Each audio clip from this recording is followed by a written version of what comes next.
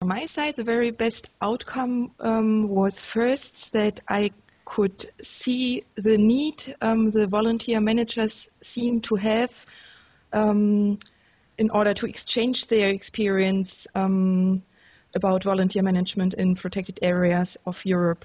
What I saw in the trainings is that they really want to have such a network even longer than we have our project, and that they really were in need of having such guidelines we have developed, these guidelines for professional volunteer management in European parks, and that they are ready to test them and that they are ready to really use them.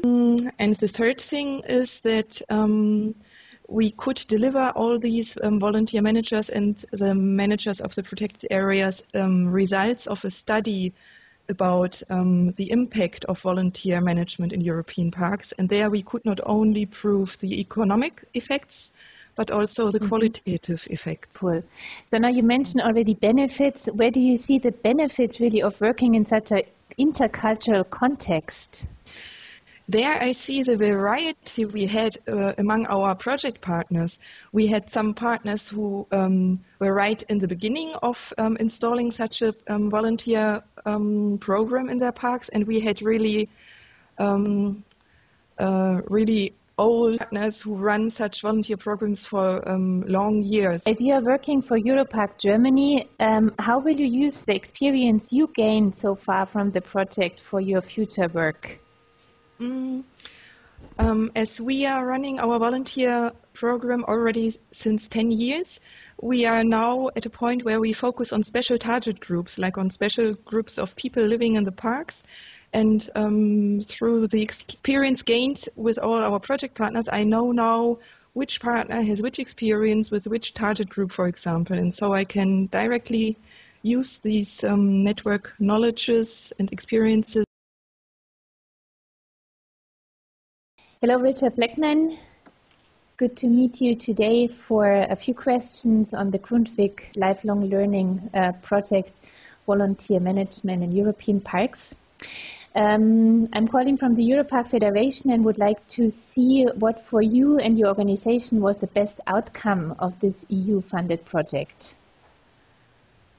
I think it has been the development of the network, that sort of thematic network across Europe with that expertise on volunteering. What was the best benefit or the most benefit from that, again, for your or your organization's work? I think you always get, having been a part of the Europark network for a long time, and I think this project is no exception, is that you get a variety of sort of perspectives, of ideas, and new contexts. Right. From a personal point of view, the subject was relatively new, so in that sense it's been an eye-opener for me, but for all the people in our network who went on the training seminars, who are about to go on the exchanges, who've been exposed to the development of the guidelines, I think it's been really helpful for them to sort of see what else is happening abroad, and it just, as I said, gives them new perspective. One of the best outcomes was the tutoring exchange of Sabine Stab coming here to Latvia and delivering some very useful experience on different volunteering aspects, including public monitoring, including visitor centers and visitor management. So she really illustrated this many-sidedness of volunteering topic and illustrated that there are very, very many ways how volunteers can be used in protected areas. We will work out a strategy how we are going to do and what is the role of our organization in managing volunteers in protected areas. Where did you see the benefit of working in such an intercultural context in the GRUNDTVIG project?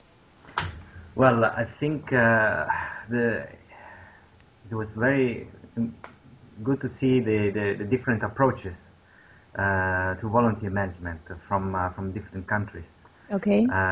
Especially the approach we have here in Iceland is completely different from other countries. So it was very nice to see that, and also to meet my colleagues all around Europe, and to see the passion they have